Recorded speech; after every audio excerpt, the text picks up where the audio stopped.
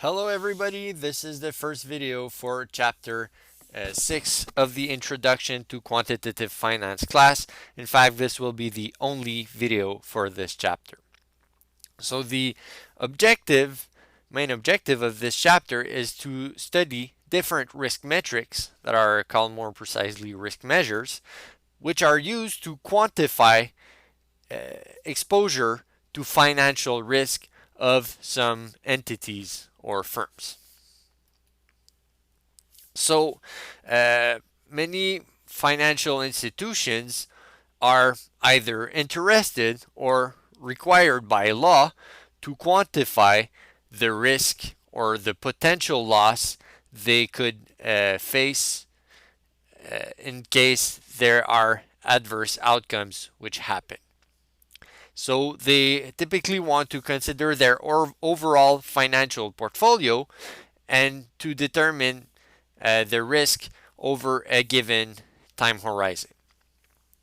So we will see in this chapter that this quantification can be achieved or obtained through the use of what we call risk measures. So we will provide some example of risk measures to illustrate that point. So here we will denote by capital L a random variable which determines the loss of the portfolio until some time horizon capital T. Okay, so of course if you change the time horizon, the loss distribution will change. Okay, but we're going to consider a fixed time horizon, let's say either 1 year or 10 days or something like that, and we're going to consider the loss distribution of the total portfolio of the financial institution until that time horizon. So one quick note here, negative losses are gains on the portfolio. Okay, so if you gain $1 million, then the loss would be minus $1 million. Okay, so if you lose $1 million, then the loss is $1 million. Okay, so various risk metrics or risk measures were developed in the literature either through academia or by the financial industry to provide relevant information about the loss distribution of a company. Okay, so we will provide a few examples here, but this list is not exhaustive. There are other such metrics that also exist in practice. Okay, but the ones we're going to study are variance, semi-variance, which is a form of like extension or a modified version of the variance, value at risk, which is in fact the quantile of a distribution, and conditional expectation, which we will see is the average of the most adverse scenarios. Okay, so we will provide a formal definition of all these risk measures and discuss their properties. So the first risk metric or risk measure that can be used to quantify the risk of a financial institution is the variance. Okay, so we've used the variance in chapter 4 to quantify the risk of a given investment portfolio. And this metric, as we said, it has some shortfall, but it's a good first overall attempt to quantify risk. Okay, so the variance of a random variable L is defined as the expected value of the loss minus its expected value squared, which can be in turn expressed as the expected value of the loss squared minus the square of the expected loss. Okay, so the variance represents the amount of variability of a random variable around its mean. So the higher the variance is, then we could consider the higher the risk is, because a lot of variability typically means a lot of risk. So this is an intuitive choice, but choosing the variance to quantify risk has some advantages. So for example, it's very simple to understand. It's very tractable. So in the previous chapter, or at least, well, in chapter 4, we were able to solve, for example, the mean variance portfolio optimization in the closed form with a very short and nice formula. So it's convenient for use, and it often allows us to get closed form formulas for the problems we're trying to solve. Okay, so it's a very convenient risk measure to use to make calculations. However, the variance has very important pitfalls that were recognized by people through time.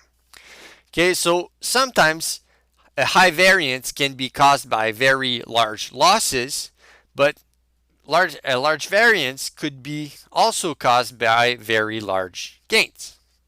Okay, so variability either on the positive side or on the negative side can both inflate variance. Okay, so if you can have a potential for very large gains, this should not be an adverse outcome, but this will inflate the variance a lot. Okay, so in that case where you have a portfolio or where you have, well, yeah, if the financial institution has a portfolio with a potential very high gain, this should not be penalized by your risk measure. This is a desirable outcome, but when we use variance, the variance does penalize these very high gains potential. So we see here that variance can be inadequate in under some circumstances to quantify the risk of a financial portfolio. So to correct for this drawback, some people have introduced what we call the semi-variance. So the semi-variance of a random variable L is defined as follows. It's again a bit similar to variance, so it's the expected value of the loss minus its expected value squared. But now we add this component here. This is an indicator which is worth 1 if the loss is greater than the expectation or 0 otherwise. So this means this dummy variable here, which is it's a random variable worth either 0 or 1. It's worth 1 when we have a positive loss and 0 when we have a negative loss or when we have gains. So using this indicator, when we have a gain, it sets the overall random variable to 0, so we don't penalize gains here. By gains we mean losses below their expectation. We only penalize for losses that are above their expectation. Okay, so we see that this can be seen as an improvement with respect to variance, because if we have a very, very, very large gain, so if L is, for example, much below its expected value, then this random variable is 0, and the semi-variance does not see this as a risk. It doesn't penalize this. Okay, so this is a desirable outcome. However, something unfortunate is that either semi-variance doesn't directly penalize large gains, it indirectly does so. For example, if you have the potential for very large gains, then this will push the expected loss down, okay, because large gains are negative losses, so potential of large gains reduces the expected loss, and by reducing the expected loss, if we go back one slide, then if this guy is very small, typically this guy will be positive more often, and by pushing down this expected loss, this will be more often positive, and then therefore you will more often penalize your loss. Okay, so very large gains do impact your semi-variance because it pushes down the expected value, and then it creates higher penalty for, let's say, value slightly above the expected value, which would have been unpenalized if you didn't have such positive gains probability. Okay, so we will illustrate this last drawback through an example to make it clearer if it seemed a bit abstract for you. Okay, so let's consider two loss variables. The first one, you lose 3 all the times. So you lose 3 with probability 1. And the second loss variable, you lose either 2 or 0 with the respective probability 50%. So clearly, in theory, we should prefer the loss variable number 2 because we lose less money in both scenarios. Okay, so it should be preferable to lose L2 instead of losing L1. So clearly, L1 is more risky than L2 because L1 is strictly or equal, greater or equal to L2. So we always lose more money with L1 than with L2. However, if you calculate the semi-variance of L1, so here, the semi-variance, let's recall, let's make the calculation. The semi-variance is the expectation of L minus its expected value. I'll just abuse the notation quickly here, like this, times the indicator. So here, in the first case, L is always equal to 3, which is the expected value. So for L1, the expected value, this semi-variance is equal 0. Okay, for L1. But then for L2, what happens here, the expected value, okay, for L2, the expected value is 1 because the weighted average between 2 is 0 and 1. So for L2, you have that, okay, let's write it like this. Expectation of L2 is equal to 1. So because of that, if you plug this expected value of 1 here, you will have that L minus 2 squared. It's either, okay, so here when the loss is 2, this is 2 minus 1 squared, and the indicator is 1 because 2 is greater than 1. Okay, so this is equal to 1 with probability 50%. And here in the second case, if you have a loss of 0 with probability 50%, 0 minus 1 squared is equal to 1, but this indicator is equal to 0 because the loss is below the average, so this becomes 0 times 50%. So for L2, this guy is equal to 0.5.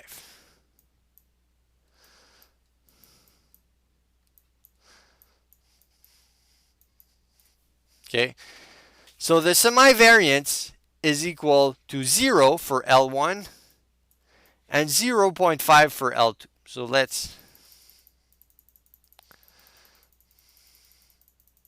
go to the next slide to discuss that.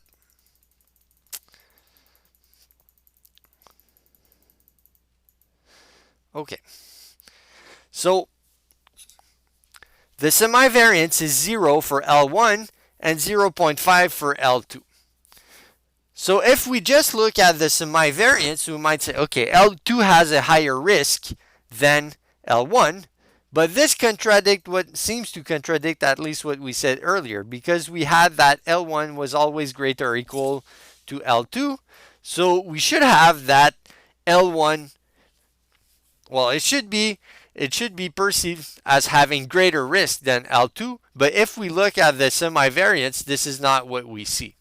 Okay, so here we see that using the semi-variance can have a problematic feature, and this is because the gains, or the gains can push down the expected value, which indirectly penalizes gains in this with this semi-variance feature. Okay, so this is a problematic feature of semi-variance. We must still seek for better risk metrics to as a remedial of these problems. So here we're going to introduce a definition of a property of risk measures. So we say a risk measure rho is said to have to have the monotonicity property if we have the following property. If L1 being greater or equal to L2 with probability 1 implies that the risk of L1 is greater or equal to the risk of L2. Okay, so here, if we have a risk measure rho where this property is satisfied, which is that higher losses always have higher risk, then we say that the risk measure is monotonous. So because of what we've seen earlier, the variance and semi-variance don't have the monotonicity property. Okay. So a solution to as a remedial of the previous problematic feature of the semi-variance is to change the expected value of the loss within the formula by a fixed threshold or a fixed value R. Okay, so here we can define another risk metric, which is called the semi-variance with fixed threshold R. And the semi-variance with fixed threshold R of the loss L is defined as follows. Semi-variance RL, so this refers to the threshold, it's defined as L minus R squared times the indicator if the loss is greater than the threshold. Okay, so here R is a constant. So here this semi-variance with fixed threshold, okay, so it looks like it's a particular case of the semi-variance, but it really isn't, and this is subtle. Okay, so you might say, okay, well, if you put this guy, R is equal to expected value of L, so this is a constant, so this is a particular case. But the thing is, here, when you change the loss variable, R doesn't change. Whereas in the previous semi-variance example, when you change the loss variable, the expected value change. Okay, so here the constant R must be invariant across all the risks or all the loss variables L you consider. Okay, so here the semi-variance with a fixed threshold is not a particular case of the semi-variance due to this feature. Okay, so this looks like the semi-variance, but in the formula we replace the expected value by some arbitrary constant. Okay, so in practice R can often be 0. Okay, so you impose a quadratic penalty on the loss if the loss is greater than 0 or 0 otherwise. Okay, so R it's often 0, but you could have other values which make sense also. So this new version of the semi-variance, which we call semi-variance with fixed threshold, it has some advantageous properties. Okay, so first, it has a monotonicity property. So it can be shown that if you increase the loss random variable with probability 1, then you will have the semi-variance with fixed threshold will produce higher risk measure. Okay, so the measured risk will be higher if you increase the loss. Okay, so this wasn't the case with variance or semi-variance.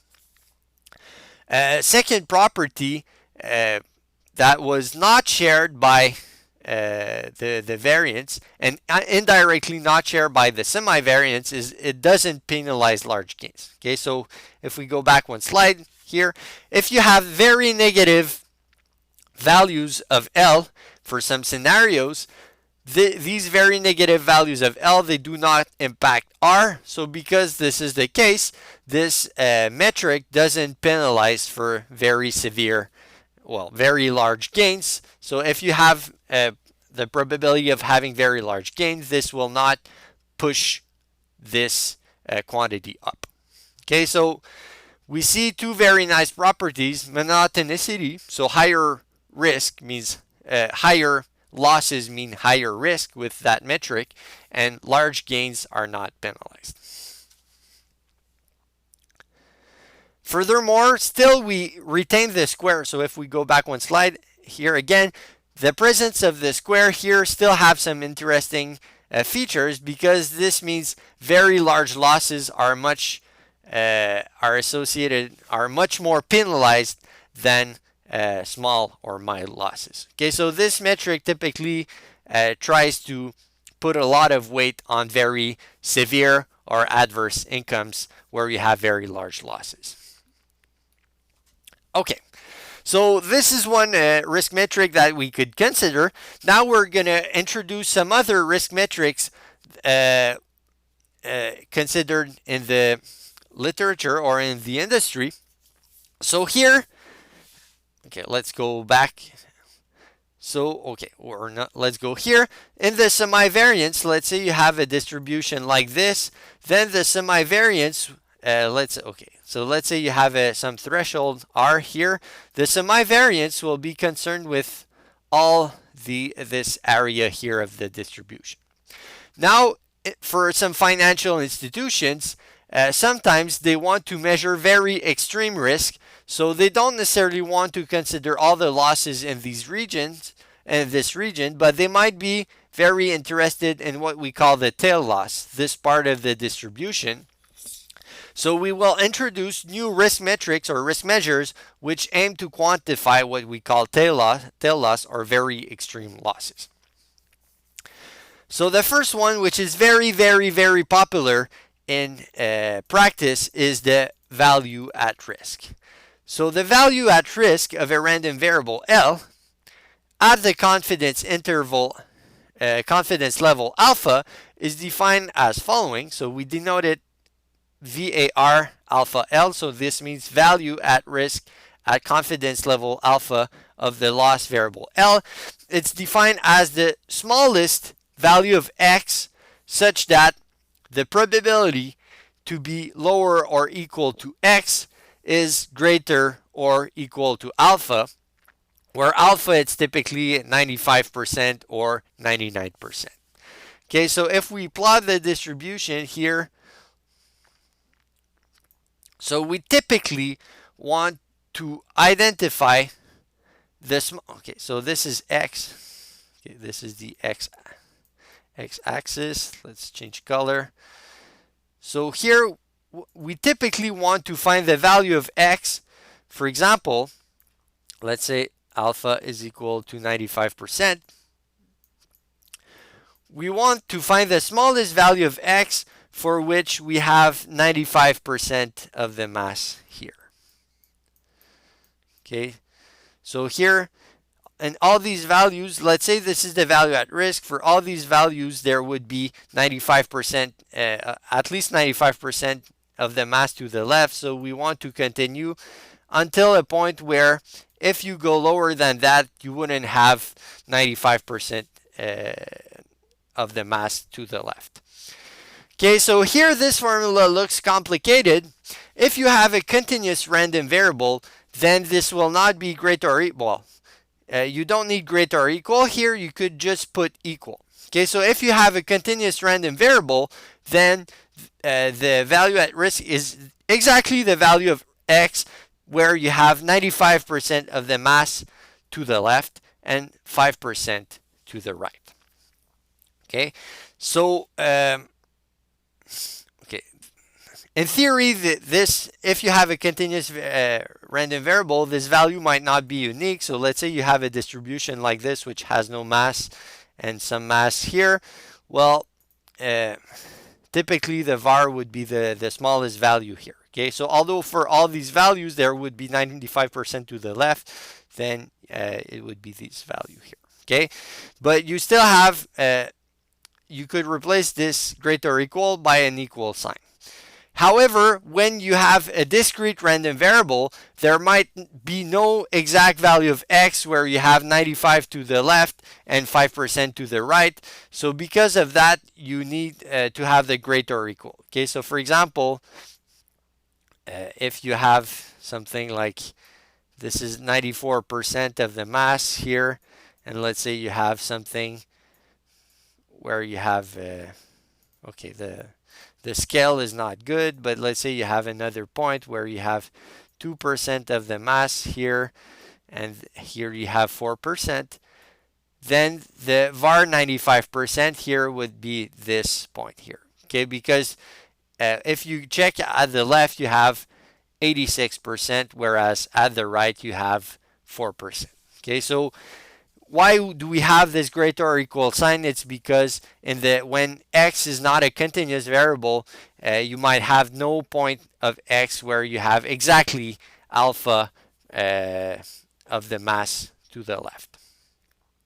So this is the value at risk. If you've done some statistics course, well, you probably, most of you have done some stats course already, then this value at risk was called a percentile in a statistics course. Okay, so the value at risk is just the way people in finance call percentiles. Okay, so because of that, and from the definition, we have the following interpretation of the VAR. Okay, so typically, or in practice,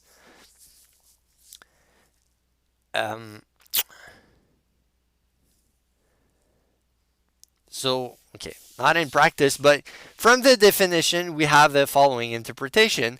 The value at risk at level alpha of loss L is the smallest value of the loss for which you have for which the mass of L below X is at least alpha.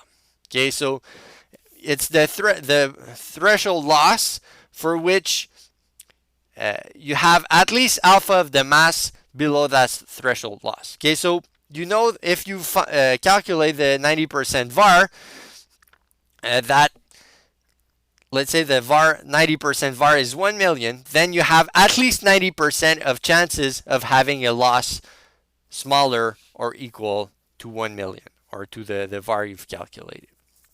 Okay, so as we said, if L is a continuous random variable, the probability to be below the VAR is exactly alpha. Okay, in the discrete case, it might be approximately alpha, but at least alpha. So in terms of interpretation by risk managers, a lot of people often refer to the value at risk of loss variable L as the maximum loss which can be incurred in the best 100% times alpha scenarios. Okay, so if alpha is 0.9, for example, then the value at risk could be interpreted as the worst possible loss in the 90% best scenarios. However, this phrasing is a bit risky, because in the psychology of people, it might lead to think that a VAR is a threshold that is almost never exceeded, or where it's very unlikely to exceed that threshold. However, this is not correct, because if you calculate a 90%, let's say 95% value at risk, then you would still expect to exceed this value at risk 5% of the time. Okay, so if you, let's say there are roughly 20 business days in a month, so if you calculate your 95% VAR, daily VAR, so let's say your horizon is 1 day, and you calculate the 95% VAR, then you would expect that once in a month you will exceed that VAR. So VAR, although it's extreme loss, it's still sometimes exceeded in practice. So you shouldn't think as the VAR as a threshold which is very where it's very unlikely to exceed it. It's expected that every once in a while you'll have a loss exceeding that VAR. So some people have argued that it's more appropriate to refer to the VAR as the minimum loss you can incur in the worst 5% scenarios. Okay, because it makes you think that this VAR is something that will once in a while be exceeded. So you shouldn't think of the VAR as a worst case loss like some people tend to do in practice. Okay, so instead of referring to the VAR as the maximum loss in the best scenarios, often it's better to refer to the VAR as the minimum loss in the worst scenarios. Okay, so this approximation, it's exactly true for continuous variables. For discrete variables, it's only an approximation of the reality, but still it's relevant thinking. Okay, so don't think of the VAR as a worst case scenario that will never be exceeded. The VAR is exceeded once in a while. Okay, so you should prepare for scenarios where your loss does exceed the VAR. Okay, so VAR has some nice properties. So for example, it's not written here, but it has the monotonicity property. But there were heavy criticisms about the VAR because the value at risk has what we can refer to as a blind spot in the right tail. Okay, so it tells you the minimum loss for the worst 5% scenarios, for example, but if you're in the 5% scenarios, so this is the minimum loss, but how bad can be the losses in the worst 5 scenarios? The VAR doesn't tell you nothing about that. Okay, so we'll draw a quick example here to illustrate that point. Okay, so let's say we have the following two distributions. Okay, so let's say both distributions have, okay, so here, this is this is some constant c, and we're gonna assume that both distributions have exactly 95% of the mass on the left side. So here let's assume they're exactly identical up until here, but here you have something like that where you have less losses here, but you have more losses here. Okay, and let's say for both distributions, this is 85% of the mass, which is below C. So here, if you calculate the 95% level VAR for both distributions, the green and the red one, the VAR will be exactly identical. It will be equal to C. So if you just look at the VAR, both risks seem identically risky. But in practice, if you look at their whole distribution, the red curve is much more risky than the green curve. Okay, because although below the VAR they behave the same, in worse extreme cases, the red curve has much heavier losses than the green curve. So for that reason, the VAR is missing the behavior of the loss beyond that threshold C, beyond the VAR. Okay, so this is the blind spot. The VAR doesn't tell anything about what happens in the tail beyond the VAR. Okay, so this is why in practice VAR was criticized, and people have been seeking for other metrics which remedy this drawback of the VAR.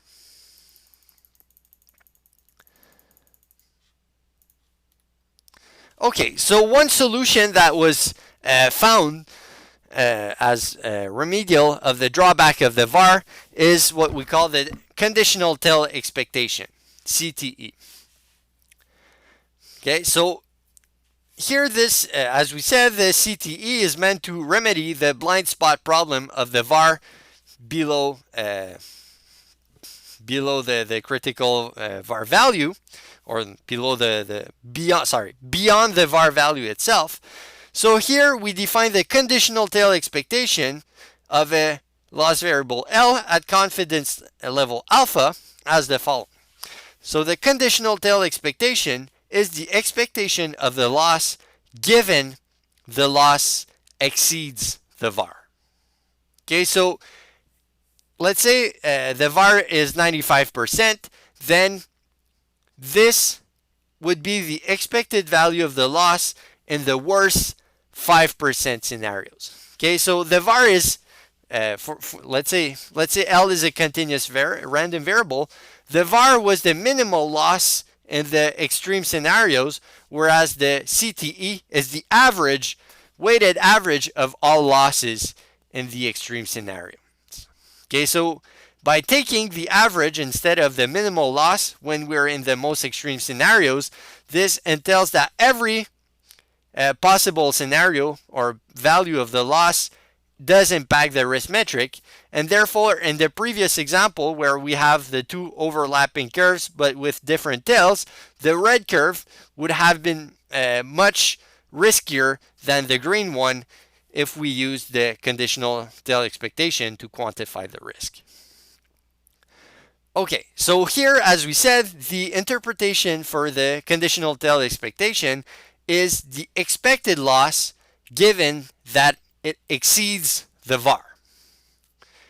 And because you condition on the loss exceeding the var, clearly the conditional tail expectation is always greater or equal to the var. Okay, so here the var is the minimum loss in the worst case scenarios. The CTE is the average loss in the worst case scenarios, so clearly the CTE is always greater or equal to the var. Okay, so as we said, if L is a continuous random variable, then the CTE is exactly the average loss in the worst 100% 1 minus alpha percent scenarios. Okay, so for example, if alpha is 95%, then the CTE would be exactly the average of the loss in the worst 5% scenarios. Okay, so if L was not continuous, it was discrete, maybe instead of being the worst 5% scenarios, it might be the worst 4% scenarios or something like that. But still, the intuition is roughly the same for discrete random variables. So the advantage of using the CTE is that it has no blind spot in the tail, meaning that the behavior of the loss distribution in the tail beyond the var is captured by the conditional tail expectation. Okay, because by averaging all possible losses in extreme scenarios, every single one of these extreme losses does impact the CTE, whereas it didn't have an impact on the var itself. So this is a little picture to illustrate the values of the value at risk in conditional tail expectation. So here, let's say this is the distribution, the PDF, so the density of L, a loss random variable. Then the value of the var would be that value here. So let's go. Okay, let's say here this. Oops, I'll just take a red color. This value here would be the value at risk, whereas which is the value for which there's a percentage alpha of the mass here, whereas the CTE, it's not this value here, it's some average of all the scenarios, so the CTE might probably be somewhere here. Okay, so you can clearly see that the CTE is always greater than the var because it's some weighted average of these scenarios. Okay, so of course it's a conditional expectation, so all the scenarios they're weighted by their conditional density given they exceed the var. Okay. So in the exercises, you have one where you practice finding the var and the conditional tail expectation for a normal distribution, for example. Or there's even a discrete distribution where you can practice applying these concepts to become more comfortable with them.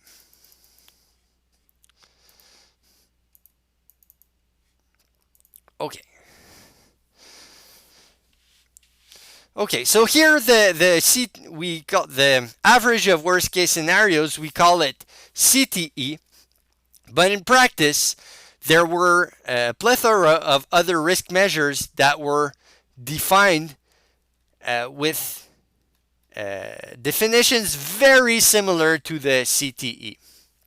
Okay, so for example, you have expected shortfall, tail value at risk, conditional value at risk, average value at risk, etc. Okay, so all these names often they are used interchangeably with conditional expectation. Okay, so if you see these words in practice, you can.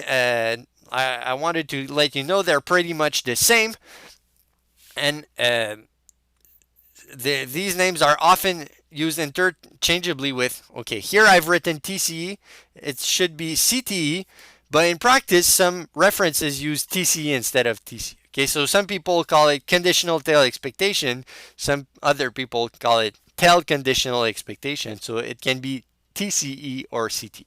Okay. Okay, so what about all these terms here, these expressions here, expected shortfall, tail value at risk, etc.? Their definition are often slightly dissimilar to the TCE definition or the CTE definition. Okay, but when we have losses that have continuous distributions, typically for all these terms the definition coincide. Okay, so if you consider continuous distributions for the loss, you don't need to worry about the differences between their definitions because their results will always be the same. Okay, and typically if you work in a bank, you often consider continuous distributions instead of discrete ones. So for many cases, just think of them of all the same and you're going to be fine.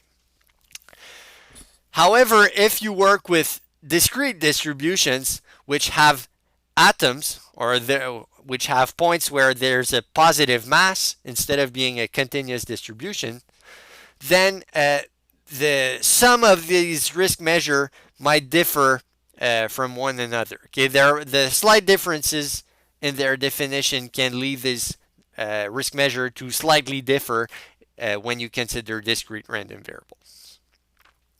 Okay, so a formal treatment of the precise definitions of all these alternative risk measures, it's outside the scope of the course.